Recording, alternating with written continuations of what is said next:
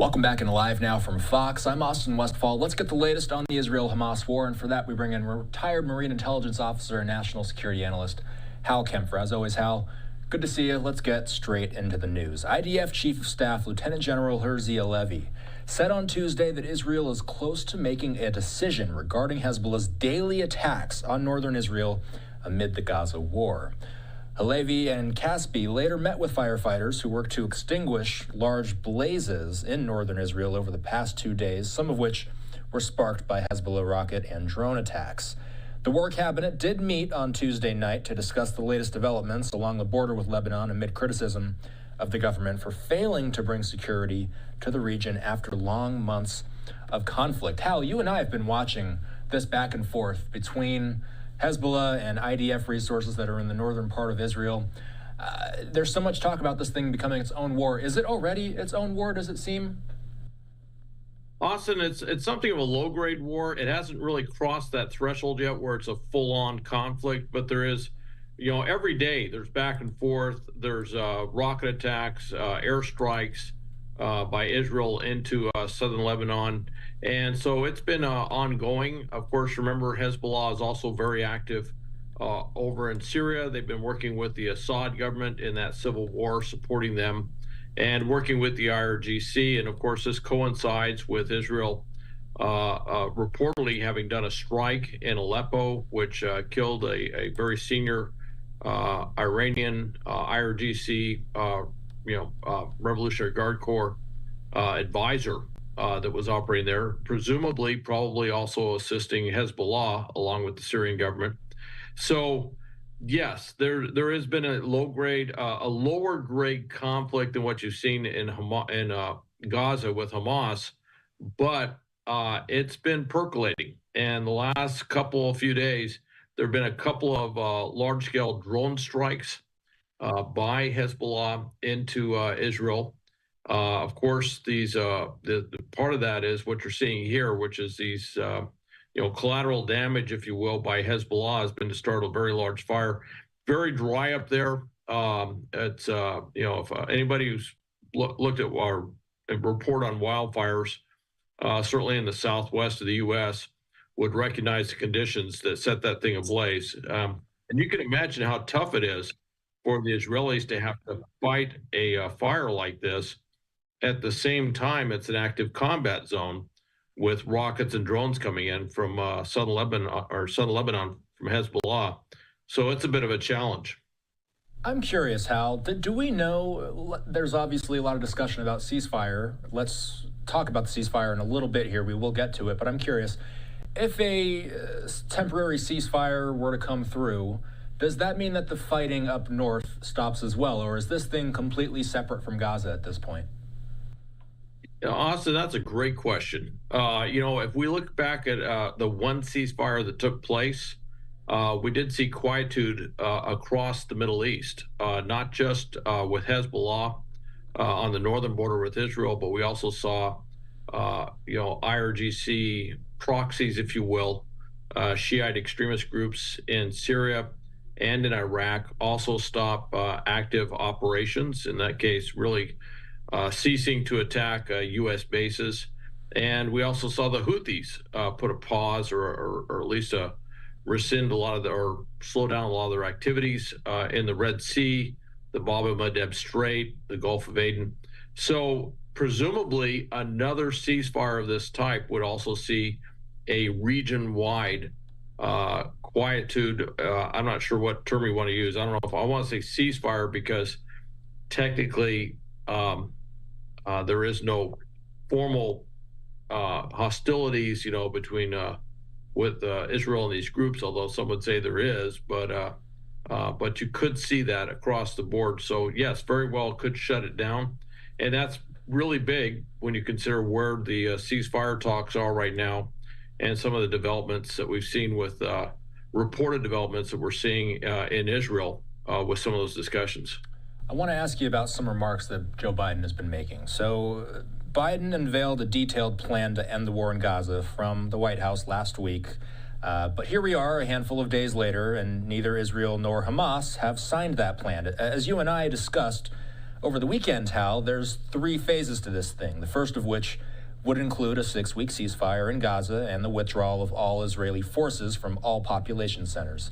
Hal, has there been any movement on the negotiation front, at least what's been reported as of late? Well, it's interesting. Obviously, there's always criticism. We're in a political season, so there's been a lot of discussion that, Biden put this proposal out there and it just didn't go anywhere, or it was dead on arrival or whatever. But with that said, very interesting things. Of course, you and I have talked about one of his Lapin, one of his opponents, if you will, within the Knesset, whose party is not a part of his coalition, actually said he would bolster up the coalition if they could get this in. In other words, he was going to use his presence, his members, if you will, within the Knesset to offset the loss of some of the far right members of Netanyahu's coalition should they bolt if a ceasefire agreement's done. Now, there's more than one very conservative or right-wing party that's part of Netanyahu's coalition. There's an ultra-Orthodox party, and as of this morning, they were talking about that basically they had reached some agreement that ultra-Orthodox group would stay part of the coalition if there was a temporary ceasefire, and I would put the emphasis on the word temporary.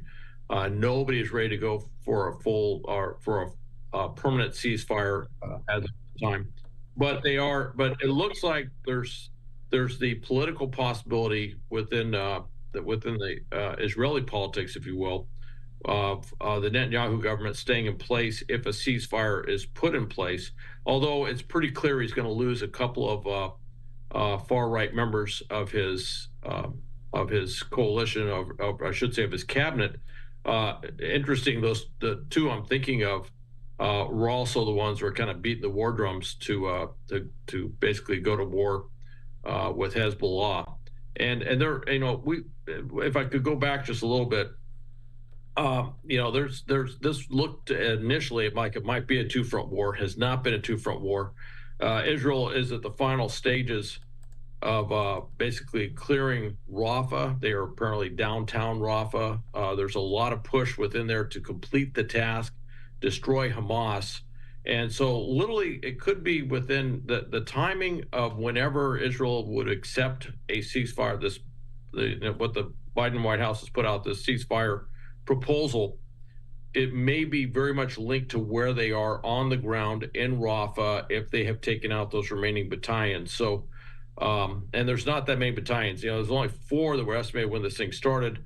I can't imagine there's, in terms of intact battalions, there's maybe 2 left. That's a guess because I don't have there's no exact estimate of what's down there, but they seem to be moving along at the point where it may be the situation on the ground dictates that they could do this, and they're feeling the pressure like everybody else is, especially Israel's feeling the pressure to get those aid trucks in there.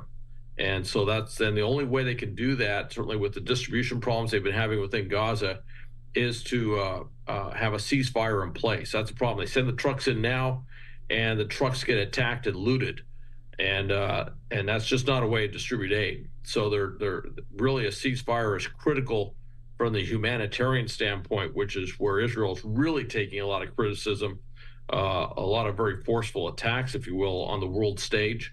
And so there's a lot of political impetus within Israel to accept it.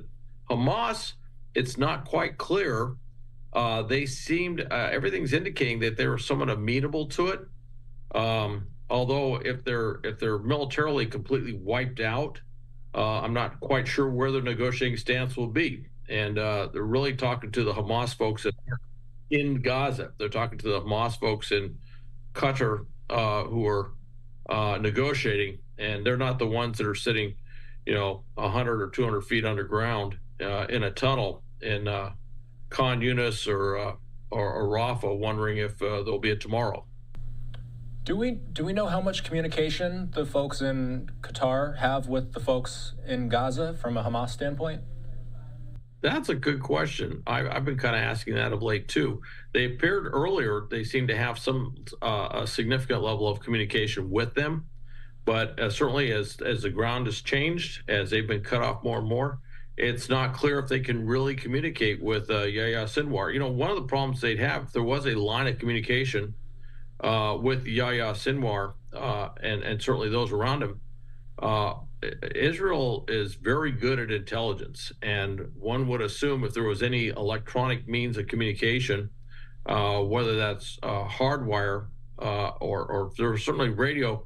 Radio would be a little tough, simply because of where Sinwar is probably physically underground. But if there was some form of communication, one would assume the Israelis would kind of track that down because they're actively targeting him. I mean, they want to take him out. So I don't know how much they talk to him. Obviously, the group in Doha speak for Hamas and ostensibly are in charge of Hamas, politically speaking, even though they don't appear to have any control of military operations on the ground. I'm not even sure if Sinwar has that much control of military operations on the ground now. It may be they just have a general order to resist, and at this point, those units, what's ever left of them, simply just keep fighting back as best they can. I'm just not quite sure about their command and control across the board. One more thing on Biden before we go. He said that there is every reason to draw the conclusion that Benjamin Netanyahu is prolonging the war in Gaza for his own political self-preservation. Biden made those remarks about the Israeli prime minister in an interview with Time magazine that was published on Tuesday morning. It's drawn a sharp response from the Israeli government, which accused the U.S. president of straying from diplomatic norms. Does that pique your interest that Biden would say something about Netanyahu so blatantly like that in an interview with Time magazine? Well, it is interesting that he's saying that, and it puts certainly pressure on Netanyahu to do something, to basically show that isn't true, if you will. Netanyahu can complain, and he will, and Netanyahu has complained. Of course, Netanyahu also has to remember the biggest ally he has in terms of, or I should say, not just he, but the biggest ally Israel has in terms of material support for this conflict and support across the board is the United States.